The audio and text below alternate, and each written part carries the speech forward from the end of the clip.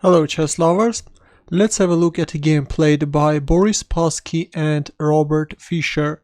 The game was played in 1960. At that time Robert Fischer was only 17 years old and this was their first encounter. Let's see how the game went on. Spassky started with e4, e5 by Fischer, and Spassky goes for this aggressive king's gambit. E takes f4, we see king's gambit accepted, knight f3 and g5 by Fischer. A year later in 1961 Fischer published an article, A Bust to the King's Gambit, offering d6, which he called it as a high-class waiting move. Also, I would like to read a short passage from that article. In my opinion, the King's Gambit is busted. It loses by force. Of course, white can always play differently, in which case he merely loses differently. Let's go on. We see h4 by Spassky, g4, knight e5.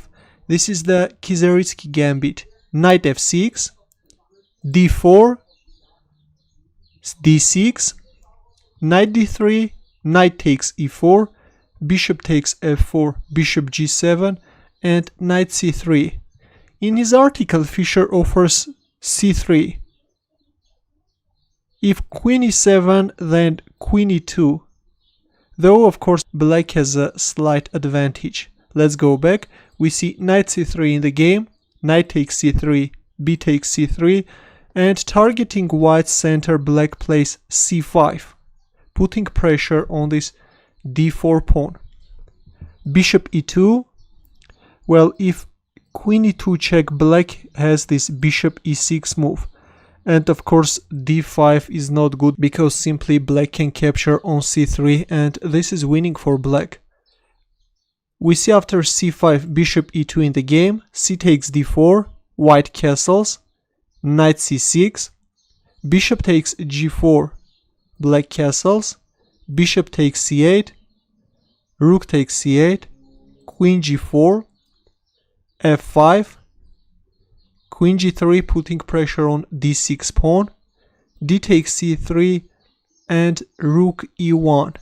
Capturing on d6 is not possible because after rook f6, if bishop f4 then rook g6, black has great attacking chances. And if a move like bishop e5, this is just losing after rook g6. If queen f4 then queen d5, both attacking the bishop on e5, also threatening a checkmate on g2. We see rook e1 in the game, king h8, getting rid of this pin and also planning to bring the rook to g8 square. And now king h1 by Spassky. After king h8, in this position already it's possible to capture on d6. I want you to understand the difference. If rook f6, now already white can play bishop e5. And if rook g6, then queen f4. If queen d5, then queen f3. Already white rook is on e1 and the bishop on e5 is protected. Let's compare this position with the position we see without rook e1. In this case, white is losing a piece. Let's go back. We see after king h8, king h1, rook g8, bishop takes d6, bishop f8, bishop e5 check, knight takes e5, getting rid of this bishop, queen takes e5 check, rook g7, rook takes f5, queen takes h4 check, king g1, queen g4. Well, according to Spassky, a better move was queen g3. And after the exchange of queens, black still has a slight advantage. But after king g1, we see queen g4, rook f2, bishop e7, rook e4, and queen g5. Fischer could have drawn the game by playing queen d1 check. If rook e1, then queen g4.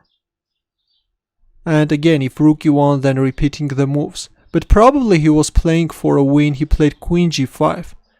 We see queen d4, attacking the pawn on a7, and in this position Fischer blundered. Well, a normal move is b6, protecting the pawn, but he played rook f8, which is losing on the spot. And after... Can you find the winning move in this position? Ready?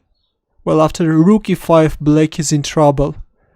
If queen g6, then simply rook takes e7, the rook on g7 is pinned. Or if bishop f6, then queen d6 is very strong. Again, black is losing. That's why after rook e5, Fischer played rook d8, but after queen e4, queen h4, and rook f4, Fischer resigned. If queen g3, then simply rook takes e7. During all the game, Fischer just played an excellent game, but unfortunately, in this position, he blundered. Your comments and questions, please, and thanks for watching. Good luck.